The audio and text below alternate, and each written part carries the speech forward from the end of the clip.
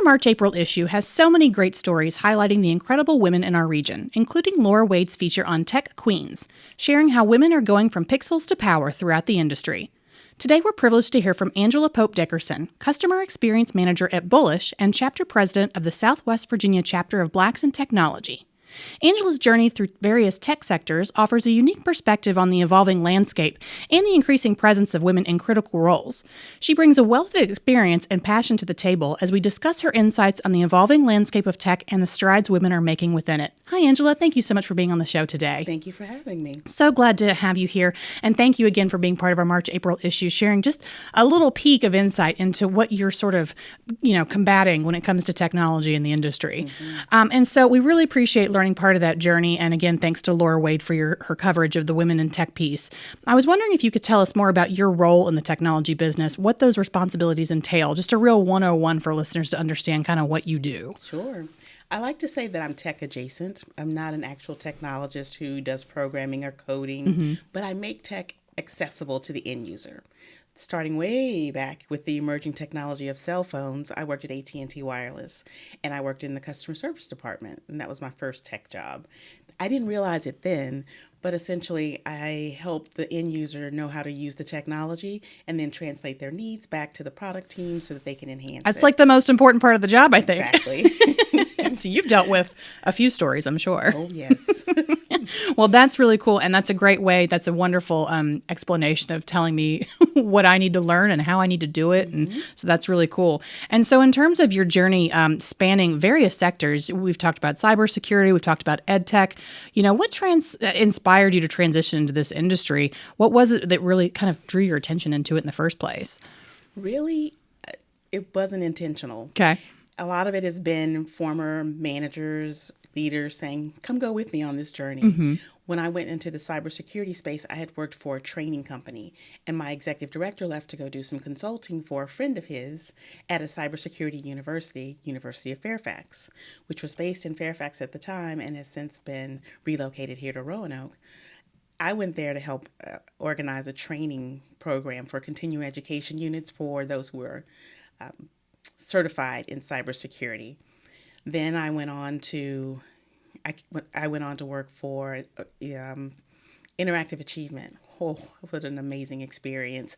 I had no idea that culture could exist in Southwest Virginia. I was very new to the area at the time, but the culture of caring about the students and using technology to make a difference in students and teachers' lives was amazing. And I stayed there for several years, but a manager from Interactive Achievement, which became Power School, referred me to Block One at the time to be the customer service manager for a new Voice became an NFT platform. It was going to be a social media platform with all verified users to rival Twitter and all the fake users. And that led me to work in crypto because Block One is building different apps on the blockchain. And I got pulled into Bullish, which is the cryptocurrency exchange, and helping to write the help center and the technical documents for end users so that they can use the exchange. I knew nothing about That's crypto. a lot of work. Yeah. How I did didn't you even go even in there to work on crypto? How did you even know? What's the starting point there? Technologists are very generous with their information and their knowledge. Cool. And there are a lot of crypto enthusiasts who work for the exchange. And we had a lot of internal training. And there's so much information out there about crypto exchanges and cryptocurrency in general. And enough information that's not just a slant on this is why you should do it, or there's information about this is how it works, and just consuming it. We have a member of our Blacks in Tech chapter who does Twitter spaces about trading in crypto. And I have to imagine that evolution is constant, right? Like every day there's going to be something new, something challenging. I mean, your job is not boring by any means. It's not. It's not. There's a new regulation. There's a new organization that you have to make sure that you are responsive to and make sure that your customers know how to use it. And our exchange is constantly evolving and adding new features, but it's highly regulated. We are audited, And the technologists who work on it and the product owners who work on it are very committed to the space. So it's a great place to learn and grow and still make a contribution at the same time. Right. And it's important. I mean, are you, not you specifically, but dealing with people's money when it comes to working through technology like that? I mean, not just as somebody who's using the software and paying for that, but putting my money through, like you said, blockchain. Like that's a pretty big, it's a pretty big responsibility. Yes. And in any industry, often the end user can be more knowledgeable than those of us working in the space. But they're very generous about sharing their knowledge and making sure that the product meets them where they are. Yeah, that's so interesting. Even if I'm not the one who can explain it, there's someone who's developed it. There's some product owner who has made the specs for the product. So there's someone along the line in the organization who can explain it at whatever level the end user is at. Yeah. I usually am on the ground level, but I can always rely on some other technologist within the organization to meet the more advanced that's good. users. Then you can explain it to me, so I know what you're talking about. Yeah, no, that's amazing. And thinking about this diverse experience, your perspective on women's role in technology. Could you share a little bit about that from where you've been to where you are now, the growth of that? So when I started at AT&T, most of the women were in marketing, HR, and customer service. Okay. There was not a female, head of product or head of development or head of IT or even in the C-suite. And then when I went to work at Power School, the head of product was a woman. And that was 20 years or so removed. But the head of product was a woman. But what did you think when you walked in and saw her, like, okay, this is I was like, what is her new. background? Yeah. What did she do? How did she get here? Yeah. She started in marketing, and then she became more technical, which was amazing. But she was leading the marketing team, and then she transitioned into the head of product, and she was in the C-suite. Not unlike your transitions from learning one thing to another and figuring out how to grow within that field. Yes, and technology is just one of those things where now there are computer software and computer science degrees, but in the beginning, it was just guys in their basements or in their garages figuring it out. Right. And it's still a lot like that. There's still a lot of open source software. You can go out and learn yourself. There are things you can try on your own to help expand your knowledge. Of course, there are nano degrees now where it's a 8-week course and you can become certified. Nano degrees. Man, we're getting real specific. Yes. Oh, yes. Okay. How much time do you have? We can find a program for you is what it comes down to. But there's so many places that you can get information. And technologists, again, just tend to be very generous with their knowledge. They want to advance it. They want to try it out with their other technologists to see how it's going. That's exciting. It's very, it's science, right? In a way where you're not cornering yourself off into a little piece of the earth because you really, how do you get, how do you evolve if you don't bring in someone else to help you with that, what they know, what they can do? Exactly. I mean, it becomes better by iterating on it. Yeah. And it's fascinating. It's trial and error. And I don't think there's a lot of times where it's, oh, that's a girl or that's a woman, and I'm not going to listen to her ideas. One of my favorite developers at work is Mariah Bragg, and it's interesting that her last name is Bragg, so I'm going to brag on her. But I love it when I'm looking in a Slack channel and people are calling out for Mariah to fix something. Or I see a release being spearheaded by another female developer, and there's no eye rolls or anything like that. It's like, so-and-so put this out there, and we're going to follow her. Right. And I can see every department within our crypto exchange that has female technologists. Man, that's really cool. All the respect that everyone else gets. Right. As they should. I mean, you know, they're doing the work just like everybody else. Yes. So, yeah, that's amazing. And so, again, you're chapter president of Blacks in Technology. And so you're actively involved in diversifying participation within that ecosystem. Yes. And I'm curious about maybe some insights about the challenges. We can talk about opportunities too, but we'll start with challenges that Black women face in this field. How are you addressing those things? Their mentorship is the best way. Every advance that I've made, every industry that I've transitioned into is because someone else said, I know just the person who can take this journey with you. And so having a sponsor, someone who speaks your name when you're not in the room, is a gift that you don't even realize they're giving you. And I don't even think we realize we're giving that to people when we do it for them. But identifying sponsors, having people who will be honest with you about what your contribution is and helping you to grow to make that contribution is a really great way that we try to build people's networks. We help them, introduce them to those folks who are doing the work that they want to do or need someone to do the work that they are capable of doing. Because a lot of times, especially in startups, people are like, I need someone who can tell my story in marketing. They understand the digital marketing aspect that goes into a software company. And we have people who've recently gotten a certification in that or have been doing that work for a while and are looking for a project or an opportunity. So we try to make those connections to help people to find the place to do the work that they want to do, because we're finding in our region in particular, there are folks who want to get involved in technology and they just don't know how. Sure, yeah. Where do you even start? Yeah. And they work in organizations that are like, I want to do what that guy does. I'm like, have you talked to that guy? Do you know what he does? And they're like, no, I haven't. Right. They know one small piece of it and think that that might be the whole job. So we try to encourage folks to step out and really build their networks, to identify those opportunities that you want to pursue. And if you don't know, then start doing the research. We host events we're doing an event coming up in April where there are these 50 computers that were donated to the city of Roanoke. And one of our members is an IT member for the city of Roanoke. And she's got to refactor all these computers. So she's going to train people on how to refactor computers. You just blew my mind. That's such a simple, like, easy way to teach a bunch of people. Like, what a wonderful thing to do. And it's giving back to the city. That's so, oh my gosh, So you literally just blew my mind. Like, that's it feels so simple, but the ripple effect of that will just come completely out. And it demystifies things that are like, oh, I could never build a computer. One of my colleagues gave his daughters gaming computers. Yeah. Correction. He gave them the components to build a gaming computer on Christmas.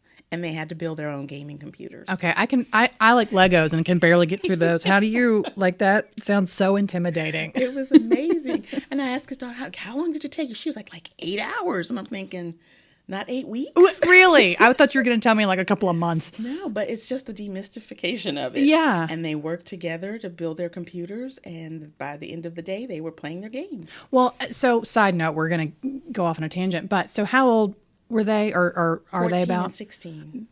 Good ages. I mean, that's a great age to soak like a sponge, right? Yes. All the information you're going to get. I'm curious about the interest that you see from younger groups. Are they more interested in doing stuff like this? Because it is, I mean, technology obviously is not going away. It's only getting more integrated into our society. Yes. So they're probably really gunning for an opportunity, for a learning opportunity to get a computer to put together. Absolutely. Versus 20 years ago when we weren't, a computer. What do we need that for? You know?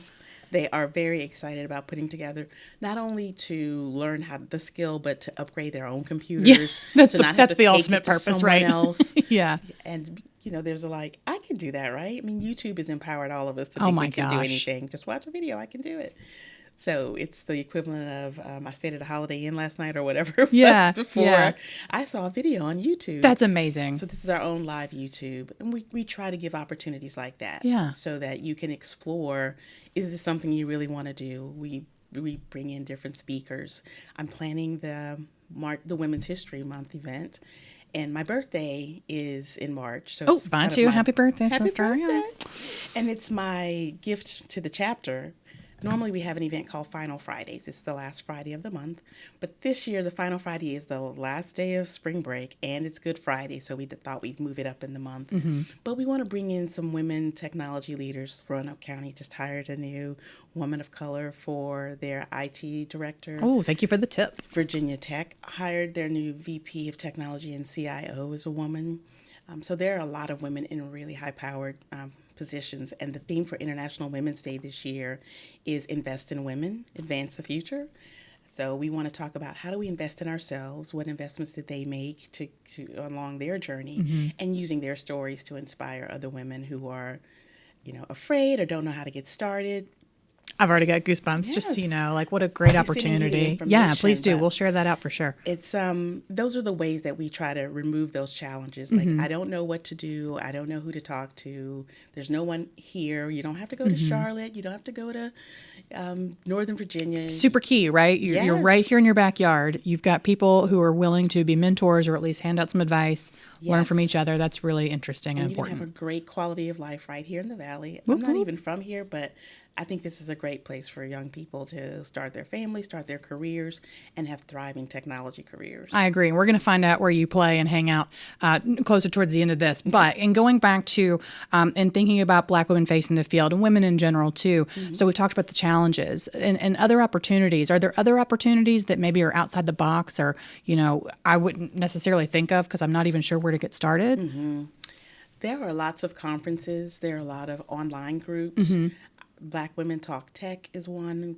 Black Girls Code, Black Girls Hack. There's all these different groups that meet virtually that are supportive of women in technology that help you to advance your knowledge, your information, and build your network. The Women in WOTech group at RBTC is one of my favorite groups. It spans the region from NRV to Roanoke Valley, and there are small group meetups. My friends at Dish, they come to all of our Blacks in Tech events just to be supportive. If they find events that they think would be helpful, they share that kind of information. The networking is unparalleled. I love that you're talking about this sort of the interactions of everybody. I mean, from the very minute we sat down, you're talking about there are people out there who want to share this information. Yes. And that's so enlightening to me because it is not something that you're going to keep to yourself. I mean, this isn't, a race of arms to the technology top, right? This is, No. you got to work together to make an impact. And bringing everyone with you. I mean, the Blacks in Tech chapter came about because David Catalano and Kathy from Osmo, he's the CEO of Osmo, and Kathy Clater from Delta Dental wanted to understand during the pandemic why there weren't more people of color showing up to different technology events. They hosted these listening sessions and they were like, we can impact this. There's something we can do about this. And we started looking at what's the best way. Do we create something from scratch like they did with the WOTech group? And we did some research and I found Blacks in Tech. And they already are set up for different chapters around the globe. There's over 85 chapters around the world, from Australia to Italy, several in Africa, and it's an amazing organization. But it was about people coming together who just want to see inclusion in this ecosystem. And then we find groups like some of the partner companies at the Roanoke Blacksburg Tech Council, like Advance Auto has their affinity groups.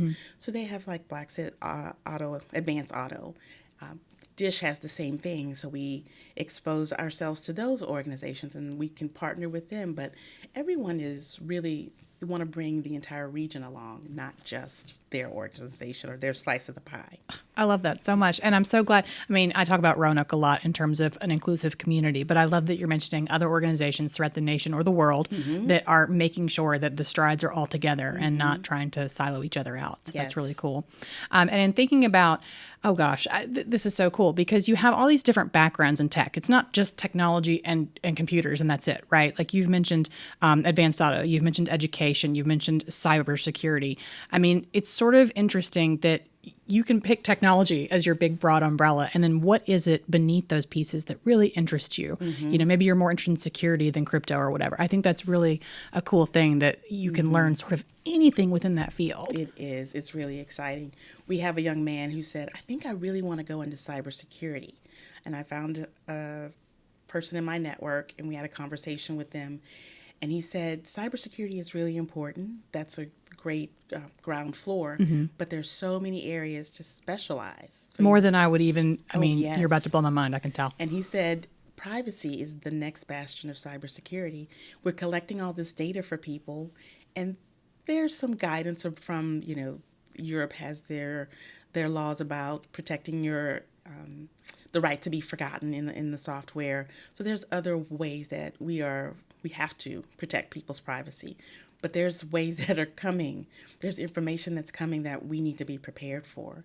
And so his guidance was, yes, understand foundationally cybersecurity, but be prepared to dive deep into privacy. You're in your Yeah. 20s now. When you're in your 40s, you want to be the privacy guru. Yeah. And I remember a friend of mine back in the early 2000s who was going to law school. And he said, this internet law, I just feel like I should be doing something in internet law. And there's this guy out in Florida. He does internet law. If I could just get there and do a seminar with him. And now he's like working at Amazon. And he's the guy, right? Yes, I guess. he's like Yeah. the guy at Amazon for their internet law. And that was 12 years ago? Man. 15 years ago? Which feels like a long time, but I mean, in the scope of technology, maybe it is a long time because things are changing so rapidly. And I think I don't want to, I could totally get us off on a tangent about technology, but in thinking about like AI, Yes. like that's a whole nother, oh, you're lighting up, I can tell. AI. If you're on YouTube, you just saw Angela go, oh man. But you know, what does that mean to us? And we're getting totally off topic because I'm just so fascinated by AI, how fast it's, you know, moving and what that means for someone in your position, whether explaining it to a client or just understanding how it's supposed to work, you know, with your field. How does that, how do you deal with that on a constantly evolving basis? Yes. So last year we decided to use ChatGPT as a way to introduce ourselves to the community. And we developed different prompts for the different people that we might engage with. Students who might have to do research for a paper, or a mother or a parents who might have to develop a menu, someone who needs to redo their resume, and we developed these different prompts, but we wanted it for all generations. So I went to this 80-year-old woman at my church and I said, let's make a menu, and went through the menu prompt of create a menu for someone who's diabetic and allergic to this, and, you know, give me also the grocery list to go along with the menu. And she was like, I could use this. Because we found that during the pandemic, so many people hadn't updated their internet and they hadn't updated their computers. So now, you know, they couldn't go on Zoom and they couldn't talk to their grandkids. And so I even many thought about things. that. Yeah, COVID really opened up our eyes, technology. We want to use AI to help people not be afraid to try out new technologies. But we also want to caution them to not just, you know, put your bank account information in there, right? Yeah. So we try to give them clear instructions about this is basically someone scraped the internet, so it'll be more than a Google search for you. It will think about the question that you're asking and give you, you know, this response. But don't put anything private in there. Right. Don't put your mother's maiden name in your first street you lived on. Download type of thing. it and put it in your safe space. We did a session about AI, and we included a cybersecurity specialist to talk about the importance of protecting your data outside of AI and using AI. And it is a rapidly evolving field. So you don't just learn one part of it and forget it. That's the thing. You might not even know what you're engaging. facing next week with it. That's true. That's Keep interesting engaging too. with it. You do the updates. You go from 3.5 to 4.0 Yeah. to 5. Maybe you pay the $20 and play with the more advanced It's like going from version. iPhone 1 to iPhone 13. Yes. There's going to be a big difference, a learning curve there if you do that. Yes, and don't just stop. Engage in other ways. And we also encourage people to know you're using AI in other ways. When you engage with the chatbots, when you go for customer support, when you engage with a help center and it suggests articles for you. There's so many ways you're already using AI. When you talk to Alexa. Oh, yeah. Yeah, I know. Siri's going to light up here in a minute. What do you want? Yeah, no, I think about that Exactly. all the time in terms of like the weirdo questions I'm asking. And they're probably like, what is Liz thinking today? What is she working on? But So we're engaging in a lot of different ways. And yes, every opportunity for new technology is an opportunity for nefarious actors. But don't stop trying and engaging and looking at what's new. Read the technology section of Cardinal News or yeah. your Well, Roanoker I mean, the Times. avoidance of it is not going to It's not going to help. stop it. It's only going to, hurt yourself, really. I mean, if you're not learning with it. I mean, I think it's fascinating that you might not even know what obstacle you're facing next month with something like this. And you really have to be on your toes and thinking about how to interact in any situation. I mean, that's really something. Yes, and I think the more you're open to it,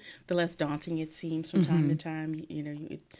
We had our AI booth at the Goodwill Community Days last year, and someone walked up and said, "Why are you encouraging this? It could steal our identity." I'm like, people have been stealing identities long before they could use AI to do it. Very good point. So we want to help you protect yourself, but we also don't want you to be left behind, because one day it's going to be your only option. Right. Well, so it's interesting you say that. My husband and I were doing our taxes this weekend, and so our CPA says, you could drop it off on our porch if you really want to, but we're not gonna come out there and say hello. We want you to use this software, this program. We want you to upload all your documents. And it was sort of interesting to me. It was almost like eye-opening to me. Oh, they're not doing paper and pencil anymore. They're strictly coming off the digital files and things like that. And it was, I don't know, there was something about it this week, and I just went, oh, this is a whole new direction that I can see where we're moving in. And it was one of those small things that I hadn't considered in any format. But of course we are. Of course we're going to be doing that. Yeah. And so when you're thinking about your security, and you don't, your job is so important to make sure that, I got to make sure I don't put my mother's maiden name in there, but your job is important to making sure my identity isn't stolen too. Yes. Yes. That's just so interesting. And so, okay, well, man. So you mentioned, obviously, we've been talking about women. You talk about how you don't code, but there are women who code. Technical operations, cybersecurity. There's also room for improvement in a lot of these things. Things are evolving every day, as we've talked about. And so I'm thinking about, when you want to attract and retain more women in this industry, what are some initiatives you believe are essential or just really work well? And again, you've talked about that sort of open conversation, making sure that you're inclusive, but what are other ways that you can retain and attract women to this field? One initiative that I heard about was an organization agreed to interview one woman at a minimum for every position. Because it's a good start. You've got to at least try. Whether they are the right fit for the role or not, it's completely different, but you've got to at least make the effort. Posting those jobs in places where women reside. Black Women Talk Tech, they have a job board. All of these different organizations have a job board. So if you're serious about diversifying the output of your product and having different experiences to contribute to that, then you have to diversify your candidate pool. And those are ways that you want to do that for organizations. And then for women, referral programs are amazing.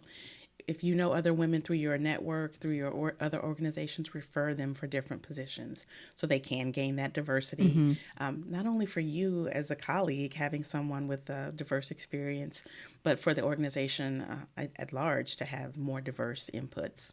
A lot of HR policies also have to lend themselves to a more diverse community. So as you're thinking about attracting and retaining that talent, you've got to have an organization that, there's a woman posted on LinkedIn that she had her baby and she could bring her baby into the office for the first 6 months because she was able to, they're just kind of crawling around and it's kind of like white noise, the little baby gurgles. But until they get really active, the company allowed them in the office. So she was able to go I've back never to heard work. of that. That's pretty amazing. Yes. Yeah. Just Just as a company able to go policy. back to work early. And then she was able to stretch out her maternity leave by doing half days. As the baby got older, and at a year, she was able to go back full time, because a lot of states don't have the same paternity and maternity laws. So the organizations can work around that. And with so much remote work, you have to have policies that work in all the different states and countries. So initiatives like that will attract women. They're going to look for organizations that really support their lifestyle, organizations that give you tuition reimbursement or if you don't want to go back to college or pursue a degree, but you want to maintain your certifications, finding organizations that will give you money towards maintaining your certifications, that will give you the opportunity to try different projects or work on different passion projects. Those will attract women. There are organizations that have, like Cox in our region, they give 16 hours of volunteer work. So we're planning on partnering with them to set up our computer lab. So there's ways that allowing people to be engaged in the community, bring their side hustle or their passion projects into the workplace. Those attract and retain women. And we just encourage people as they're looking for new positions or if they're looking for opportunities to make sure that it all aligns with what their goals are. That's perfect. I love that you brought up that just one little spark of interest in a side gig, right? Like, you get You think about, I really like this. And next thing you know, it's a full blown, hobby, and then it becomes a side gig. So I really love that you're able to, I don't know, delve off that interest and make it like your career. I mean, that's really exciting that it's not something that's going away by any means. And so mentorship, we've talked a lot about this. I want to go back and touch on that real quick. Crucial, obviously, in professional growth. And so you've talked about mentors impacting a career. For advice that you have for women who are seeking mentorships and opportunities in the tech industry, particularly those from underrepresented backgrounds, what kind of advice are you offering to them? Again, you've talked about the networking and reaching out, but any other sort of tips you'd give if I'm looking for somebody, I need to learn, I need to grow. How do I do that? Have something for your mentor to react to. Don't go there like a baby bird, like, feed me knowledge. Great tip. Something for them to react to. I had a young man the other day say, Angela, just be my mentor. And I said, what do you want me to mentor you on? I said, I think you really need some more accountability from me. Yeah. And I have a mentor in mind for you. But for me, you really just need accountability. So know the difference between what you need from the folks that you are approaching for mentorship. And then if you are really uncertain, you can't navigate it on your own, find a program that gives you that. The Roanoke Regional Partnership has a great internship program, and they introduce you to mentors. For Blacks in Technology, we have a mentorship program called Convergence, and so there's mentors all over the world that you can get paired with based on what your needs are, whether it's I'm moving into a leadership role, or I need to deepen my tech knowledge. I'm struggling with deepening my tech knowledge. Once they know exactly what you need help with, they can pair you with the appropriate mentor. It's such a key piece. It's sort of like when an intern comes, they don't know what to do and they're just ready to learn. Like, I love that you're making a point. Please have some sort of portfolio or interest or specific questions. You can't just say, I want to learn. And do what with it?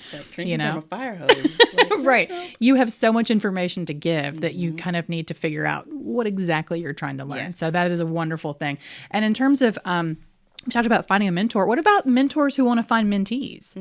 I mean, how do you go about finding them if they're not coming to you directly? Yes. So we've explored this with Blacks in Technology in our chapter. We have these sessions called Breaking into Technology sessions, or BITS, and we just go to the public library and we share the different certifications that are available through Blacks in Technology. So you become a member, it's completely free, and you can take these free certifications or greatly reduced certifications. Hence the nano degrees. Man. But we have some of our members who are working professionals go and they answer questions. They can be there to provide assistance. So that's one way that you're like, this person is really motivated. We had one young man who completed a certification, and you usually expect about 8 to 10 weeks, and he did it in 3 weeks. Oh my gosh. So he's motivated. So he really locked into that content and just learned it. If we have a hiring manager or a recruiter in our space, we're like, this is someone that we want to pay attention to. This is someone who's really motivated. Let's, wanted to bring them to your attention. Yeah. But then we have these new sessions that we're building quarterly, and they're breaking into technology sessions, leveling up. So for those career professionals who are looking for either leadership roles or they still need to deepen their tech knowledge, those are sessions on how do you improve your LinkedIn profile? What are some of the trending technologies that you want to be aware of? Oh, and one that I hope we can pull off this year is technology franchise opportunities. Interesting. I had an eye exam that was completely digital. It was amazing. And the glasses work. Well, the glasses look great on you, by the way. I can't believe you did that digitally. Yes, it's amazing. So we want to make those opportunities available for those mid-career and up, because it's not just for breaking in at the entry level. That's a good point too. That's a really good point. How do I, somebody who's halfway through my career, or maybe even towards what I feel is the end of my first career, how do I break into those new things? That's a really great point. Or I've been in a leadership role for so long, I'm kind of out of touch with with those folks who want to break in. So we've got these folks who have said they're taking these certifications, they're coming to the computer lab or to the library. Can we introduce you to some of these folks so you can see what their needs are? How can you help these young people? Yeah, how really can smart. You continue to grow. So really smart. That's the approach that we're taking in our chapter for Blacks in Technology. But other organizations you might want to consider going to some of these mixers, going to some of the other events that happen around the world, hearing from other people, meeting with other people, and getting an opportunity to mentor someone that way. Yeah, that's really cool. That's, I always think about as a writer, you're looking for young writers, and did a thing last week. And so I had a bunch of older writers come up to me and how do I do this? And how do I do that? And so that's why I think it's such a good point. Like, it's not about your age or your experience level as a newcomer to the industry. You can have any sort of experience you want and just be able to grow and build on that. Yes. Yeah, that's really cool. Okay, so I know we're getting ready to wrap up here, but your involvement with WOTEC, as you've mentioned, and initiatives like Lunch and Learns, Power Hour socials, they highlight the importance of community support for women in tech and Blacks in technology. Can you discuss the significance of networking and support systems? We want to talk about fostering the success and advancement. And so when are the next ones? So this is our March episode. When are some coming up in March, April, May? Yes. Every third Wednesday, there's what WOTEC hosts is the Morning Jolt. It's at 8 o'clock in the morning. Okay. And so Jolt, got it. Yep. The first 15 minutes is networking, and then there's a topic that is explored after that. Cool. That's an amazing experience. You feel just invigorated after that exercise. And the topics have been everything from personal branding to being vulnerable in the workplace, just non-technical topics, but those things that really help you function in the workplace. Just as important. So those are really, really useful. It's the same login. Once you register once, every month you'll get the reminders for those. This month there's a women in, there's a panel this month with Jennifer Huffman. She's going to be speaking at the Power Hour. No, Power Hours in the evening. Lunch and Learn for WOTEC, and it's the third. I'll get you the date. No. So what we're going to do, so when you go onto our website, we're going to list some of these underneath our video. Okay. And so we'll make sure to share those links for you. So that way listeners can, I want to go to that. Well, here's how you can do that. That's easy. The Lunch and Learn is once a quarter. So those are coming up, and the Power Hour is every other month. Cool. You guys are busy. I mean, that's a lot. So there's a lot of committees a lot of opportunities. together. There are committees that pull it together, and we go between Roanoke and New River Valley, where we host the different events. Right, because New River Valley, that's I think what a lot of people think of when we think technology in the Southwest Virginia region. Like we go immediately to Blacksburg, but I like that we're really stretching our boundaries here. It's New River Valley and through the Roanoke region. Yes, there's tons of tech companies and that have a presence in Roanoke. Yeah, and they're making really national waves too. This isn't like, again, it's incredibly helpful and important to have it in our backyard, but the fact that this is a national level of attention and insight and opportunity is really cool. There's an AI conference, a national AI conference that's scheduled for November 15th and 16th, and it'll be hosted at Hotel Roanoke. So we're really excited about that. And it's a collaboration with the Richmond Tech Council and the Roanoke Blacksburg Tech Council. Excellent. Yes, so we're really excited about that. Yeah, that is exciting. But WOTEC does do a lot of events, and we have a Slack channel.